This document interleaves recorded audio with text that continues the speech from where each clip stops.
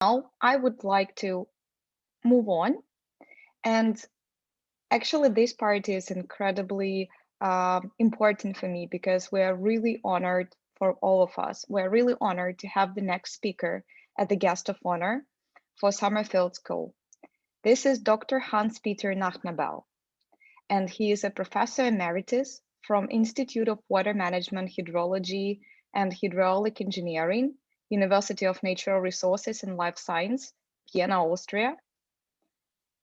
I cannot express my gratitude for you and your ability to be present for us today. And I would like to give you a word to address the gathering with the welcome speech to inaugurate the technical session group number 3 on participatory resource management, watershed management, river basin management. Please.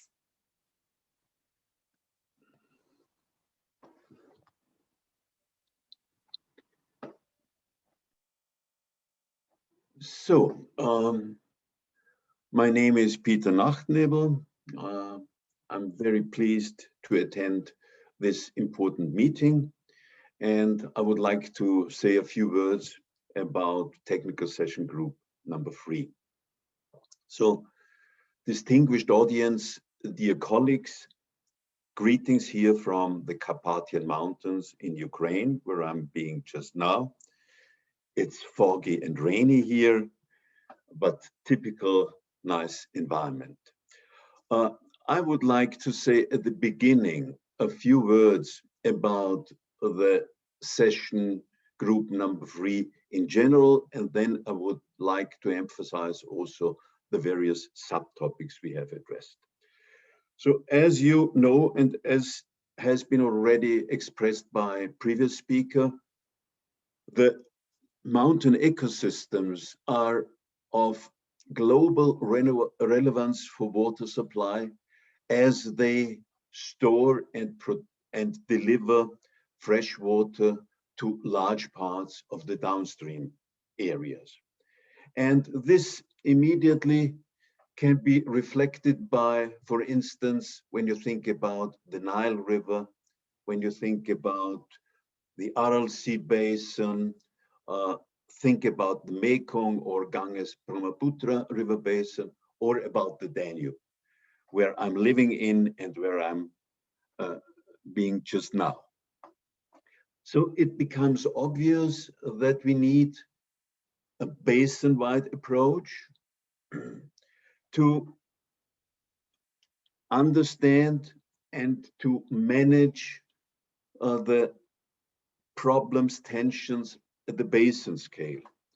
And this means we need also an integrated approach which refers to consideration of natural resources, social issues, ecological issues, and overall environmental objectives. And to do that, we need to improve the collaboration among different disciplines.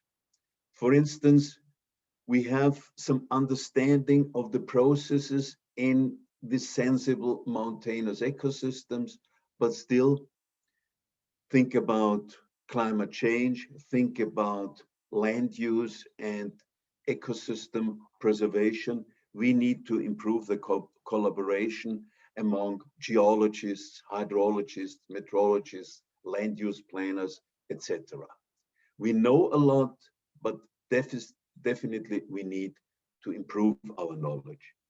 But knowledge should not be kept exclusively at the scientific level. It needs to be disseminated, and this means it requires that we have also to consider the education of planners at different levels and also to improve the collaboration with the concerned public in this region. And I highly appreciate that the Grassroots Institute has addressed this problem of mountain ecosystems here as within a summer school. And I highly appreciate also that we can have here this school at an online level. As you know, due to COVID problems, etc., it's quite difficult to have now a meeting with physical participation. The three topics I'm addressing refer to, the first thing is for mountain and forest ecosystems. The second topic refers to impacts of climate change and direct human intervention in sensible mountain ecosystems. And the third topic refers to river basin-based approaches, so participatory approaches and basin-wide perspectives. Again, as I said, this requires, on one side, the improved understanding of human activities in mountain areas and the local impacts. And the second point refers to consideration of activities in mountain areas and the various impacts which might be observed far more downstream in the river basin. This refers to sediment transport, which is very often disregarded from the source, from erosion to deposition in reservoirs, down to delta formation, whatever we have to consider. And we have some experiences about river basin management, and there is a nice database available about water-related agreements in various catchments of our world.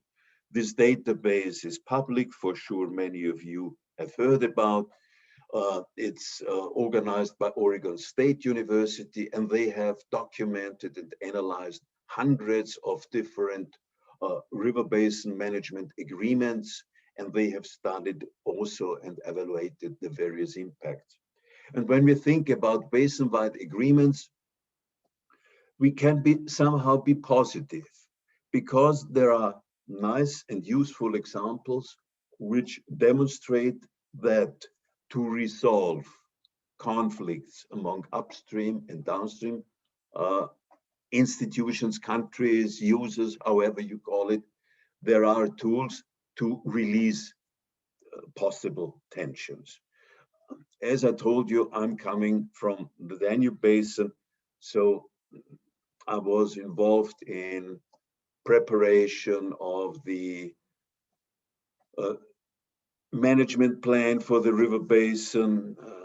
And so there is some useful experience available from this side, but there are many other examples. Think about the Rhine Basin, where a useful and very beneficial cooperation had been developed among riparian countries, states, provinces.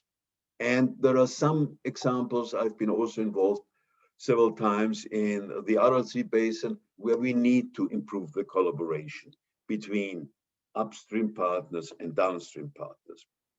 Knowledge is available, experience is available, so let's use that, let's exchange our information, let's strengthen our network, and then we can expect an improved collaboration among countries, as well as a protection of the sensible mountain ecosystems. I really would like to thank the Grassroots Institute for tackling this problem and providing information at a global scale.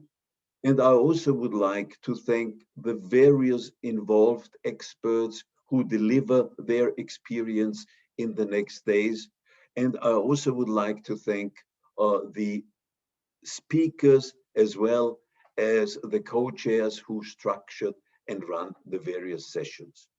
I'm sure that we will have a motivating and very informative meeting in the next days. Thank you to all of you.